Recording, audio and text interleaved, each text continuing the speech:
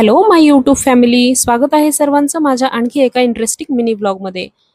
आपल्या लातूर शहरात जिथून 16 रोड्स वेगवेगळ्या दिशांना जातात, शहराच्या मध्यवर्ती ठिकाणावर वसलेले शहराचे प्रमुख हृदयच म्हणता येईल अशा जगप्रसिद्ध गंजगोलाई येथे आज मी तुम्हा सर्वांना घेऊन जाणार आहे. चला तर मग माझ्यासोबत तुम्ही सुद्धा. हे पहा, श्री छत्रपती शिवाजी महाराज चौकमधील या भुयारातून सरळ महात्मा गांधी चौक, त्यानंतर पुढे खडक हनुमान मंदिर मार्गे मी पोहोचली गंजगोलाईमध्ये. इथे पोहोचल्यानंतर दिसतात ते फक्त कापड दुकान, स्टेशनरी शॉप्स इत्यादी.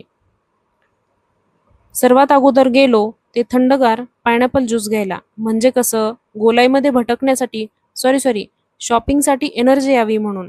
कारण बाहेर उकाडाच तसा आहे हो, खूप जास्त आहे. कापड गल्लीमधील हे शॉपच्या बाहेर अडकवलेले स्टॅच्यू पाहून तर कधी कधी हसायलाच येतं. पण असो, वेगवेगळ्या प्रकारचे ट्रेंडिंग लेडीज वेअर इथे खूप सुंदर मिळतात.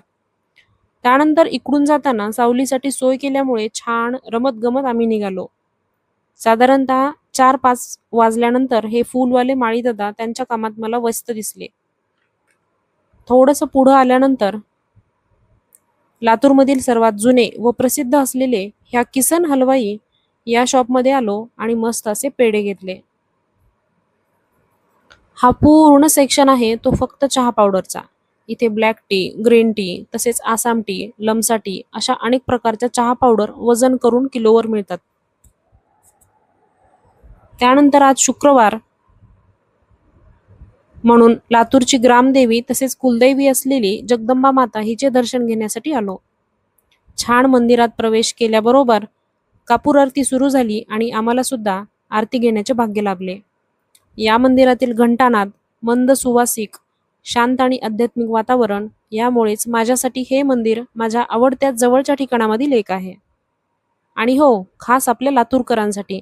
आपल्या या गंजगोलाईमध्ये कोणते शॉप, कोणता रोड अथवा कोणते स्ट्रीट फूड तुमचे जास्त फेवरेट आहे मला नक्की सांगा. मी वाट पाहतेय. Bye bye.